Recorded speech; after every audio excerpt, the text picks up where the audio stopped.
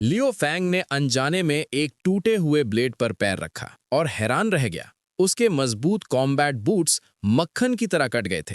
सबसे बड़ी बात यह थी कि इस ब्लेड का मटेरियल धरती का था ही नहीं। अपनी साइकिक पावर्स का इस्तेमाल कर उसने उस टुकड़े को पास बुलाया और देखा कि एक छोटे से गिरने पर भी उसने जमीन में गहरा गड्ढा कर दिया था। इस एलियन हथियार की ताकत जांचने के लिए उसने अपने ही हथियारों से इसे टकराया, लेकिन उसका अपना हथियार पल भर में चकनाचूर हो गया। यहां तक कि धरती का सबसे एडवांस्ड बैटल आर्मर भी इसके सामने बेअसर साबित हुआ। लियो फैंग का आत्मविश्वास अब 7वें आसमान पर था।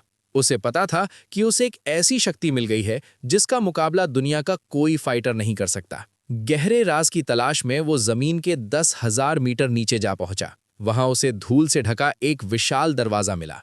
अंदर का नजारा देख वो दंग रह गया। ऐसी भव्य और एडवांस्ड बिल्डिंग उसने कभी नहीं देखी थी। वो अपनी इस खोज के बारे में दोस्तों को बताना चाहता था, लेकिन वहां सिग्नल पूरी तरह कट चुके थे।